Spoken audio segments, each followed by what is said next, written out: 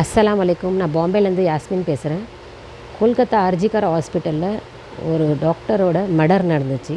8ஆம் தேதி நைட்டு அவங்க 36 மணி நேரம் தொடர்ந்து வேலை செஞ்சு 3 மணிக்கு செமினார் ஹாலில் போய் அவங்க படுக்க போயிருக்காங்க. படுக்க போன டாக்டர் திரும்ப உயிரோட வெளியே வரல. 5 மணிக்கு அங்கே இருக்கிற டாக்டருங்கெலாம் போய் பார்த்து அவங்கள போய் பார்க்கக்குள்ள அவங்கள ரொம்ப கொடூரமாக கொலை பண்ணி ரேப் பண்ணி அவங்கள கொலை பண்ணியிருக்காங்க. அதுக்கப்புறம் அவங்க வீட்டுக்கு அவங்க அப்பாவுக்கு அவங்க கால் பண்ணி இது மாதிரி உங்கள் பொண்ணுக்கு உடம்பு சரியில்லை, நீங்கள் உடனடியாக வாங்க இங்கே அப்படின்னு சொல்லி அவங்கள அவசரமாக கூப்பிட்ருக்காங்க. கூப்பிட்டது அவங்க வர வழியிலேயே அவங்களுக்கு திரும்ப ஒரு காலை போட்டு உங்கள் பொண்ணோட டெத் ஆகிடுச்சி அப்படின்னு சொல்லி அவங்களுக்கு சொல்லியிருக்காங்க. அவங்க உடனடியாக ஓடி வந்து என் பொண்ணை எங்களுக்கு காட்டுங்க அப்படின்னு சொல்லி கேட்கக்குள்ள அவங்க என்ன சொல்கிறாங்கனாக்கா, இல்லை அவங்க உள்ளே இருக்கிறாங்க, அதாவது அவங்களுக்கு பரிசோதனை பண்ணிகிட்ருக்காங்க, நாங்கள் கொஞ்சம் பொறுமைப்படுங்கன்னு 3 மணி நேரம் 4 மணி நேரம் அவங்கள வெயிட் பண்ண வச்சுருக்காங்க. அதுக்கப்புறம் அவங்க அப்பா போய் அந்த செமினார் ஹாலில் போய் அந்த பொண்ணை பார்க்கக்குள்ள அவ்வளோ கொடூரமாக அந்த பொண்ணை கொலை பண்ணி போட்டிருக்காங்க. அந்த பொண்ணோட கால் 90 டிகிரி அளவுக்கு இருந்திருக்கு அவங்க அப்பா பார்க்கக்குள்ள. அவங்க அப்பா அந்த நிலையில் யாராக இருந்தாலும் என்ன ஆயிருக்குன்னு நம்மளால் யோசிக்க கூட முடியாது. கேட்குற நம்மளுக்கே இவ்வளோ புல்ல இருக்குதுன்னா பார்த்த தகப்பனுக்கோ சரி அவங்க அம்மாவுக்கோ சரி எவ்வளோ ஒரு கொடூரமான சம்பவம் நடந்திருக்கும். இதுக்கு பின்னாடி இது எல்லாத்துக்குமே தெரிஞ்ச விஷயம். உலகத்துக்கே இது ரொம்ப பரபரப்பாக பரவி இருக்குது இந்த கேஸு. ஆனால் அதோட உண்மை சம்பவம் என்னன்னு சொல்லி இப்போ தான் வெளியே வந்திருக்கு.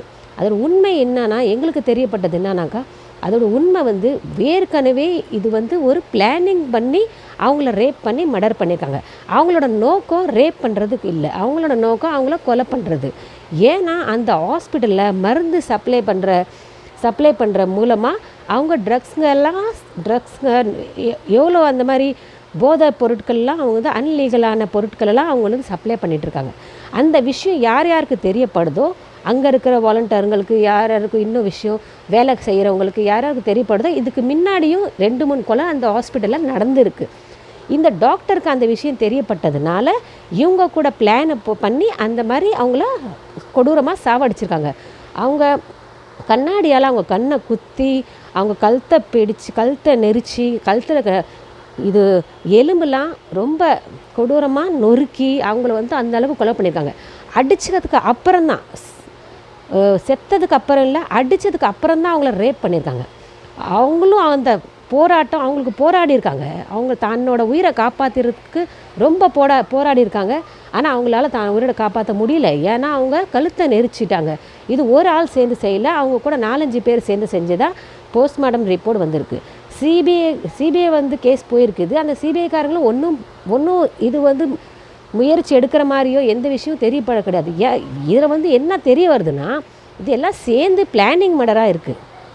இது போலீஸ் ரொம்ப சாத் கொடுத்துருக்கு இந்த மர்டருக்கு. இந்த மாதிரி விஷயம் ஒரு டாக்டர் கூட, ஒரு உயிரை காப்பாற்றுற ஒரு டாக்டர் கூட இந்த மாதிரி விஷயம் நடந்திருக்குனாக்கா, நம்ம பேஷண்ட் கூடலாம் என்ன நடக்கும்? நைட்டில் யாருக்காவது ஏதாவது ஆபத்துனாக்கா நம்ம ஹாஸ்பிட்டல் போகிறதுக்கே நமக்கு பயமாக இருக்கும். அப்போ இது என்ன, அந்த பொண்ணு டாக்டராக ஆனது ஒரு குற்றமாக, இல்லை அந்த நைட் டியூட்டி பண்ணது ஒரு குற்றமாக, ஒரு உயிரை காப்பாற்றுறதுக்கோசரம் நைட் டியூட்டி 36 மணி நேரம் வேலை செஞ்சது அவங்களோட தவறா, இல்லை அவங்க டாக்டருக்கு படித்தது தவறா, அப்பா அம்மா டாக்டருக்கு படிக்க வச்சாங்களே அது அவங்களோட தவறா, இல்லை அவங்க அப்பா அம்மா ஒரு பொம்பளை பிள்ளை எடுத்தாங்களே அது தவறா, அது தெரியாது. ஆனால் அவ்வளோ கொடூரமாக அவ்வளோ இதாக அந்த டாக்டருக்கு அந்த மாதிரி, கடவுளுக்கு அப்புறம் நம்ம டாக்டர் தான் நம்ம உயிரை காப்பாற்றுற கடவுள்னு சொல்லுவோம், அல்லான்னு சொல்லுவோம். அவங்களுக்கே இந்த மாதிரி நிலமைனாக்கா நாமெல்லாம் அப்புறம் என்ன?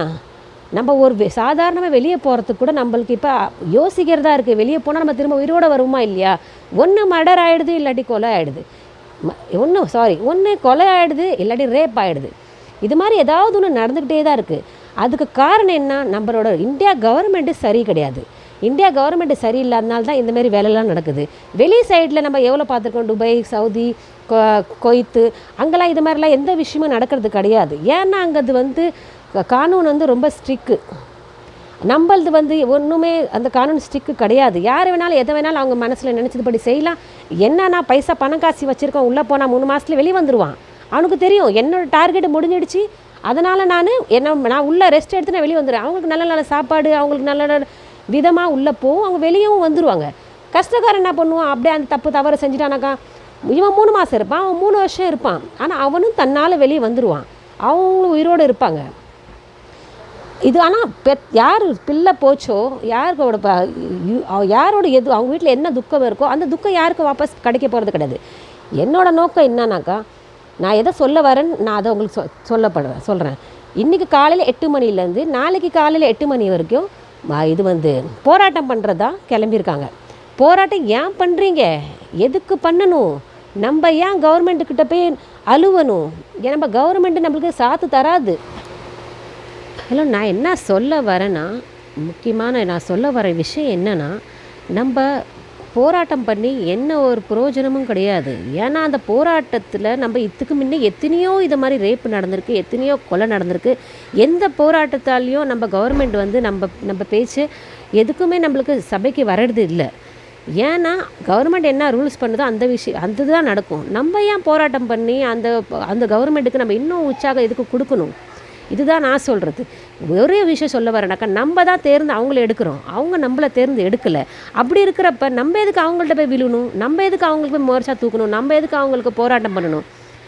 நம்ம என்ன ஒரே விஷயம் பண்ணணுன்னாக்கா, ஓட்டை போட்டு யாரையும் எவனையும் ஜெயிக்க விடக்கூடாது. நம்ம செய்கிற ஒரே வேலை இதுதான், எங்களுக்கு யாரையும் ஜெயிக்கக்கூடாது, யாருக்கும் ஓட்டு போடாதீங்கன்னு இந்த மாதிரி ஒரு மோர்ச்சா எடுங்க, இந்த மாதிரி ஒரு போராட்டத்தை எடுங்க. யாருமே யாருக்குமே ஓட்டு போடாதீங்க அப்படின்ற ஒரு மோர்ச்சா எடுக்கணும். இதுதான் நான் சொல்ல வரேன். ஏன்னாக்கா எவ்வளோ விஷயம் நடந்திருக்கு நம்ம இந்தியா நாட்டில். எவ்வளோ கொடூரமாக சாவடிக்கிறாங்க, எவ்வளோ கொடூரமாக ரேப் பண்ணுறாங்க, எவ்வளோ தாய் தகப்பன் தான் பிள்ளையை விட்டு எவ்வளோ ரொம்ப கஷ்டத்தெல்லாம் கொடுமையெல்லாம் அனுபவிச்சிருக்காங்க. இதுக்கெல்லாம் ஒரு தீர்வே இல்லைன்னு எனக்கு தெரியும், எல்லாத்துக்குமே தெரியும். நம்ம ஒரு போராட்டம் பண்ணுறதுனால நம்மளுக்கு தீர்வு கிடைக்க போகிறது இல்லை அப்படின்னு சொல்லி எல்லா மனுஷங்களுக்குமே தெரியும். நம்மளுக்கு இதில் ஒன்றுமே நம்மளுக்கு பலன் கிடைக்க போகிறது இல்லை. போராட்டம் வேண்டாம் நம்மளுக்கு. அந்த கவர்மெண்ட்ட நம்ம போய் போராட்டம் பண்ணி எந்த ஒரு பிரயோஜனமும் இல்லை. நான் சொல்ல வர விஷயம் இதுதான். நான் என் பேச்சை நான் இதோட முடிச்சுக்கிறேன். அஸ்ஸலாமு அலைக்கும் வரஹ்மத்துல்லாஹி வபரகாத்துஹு.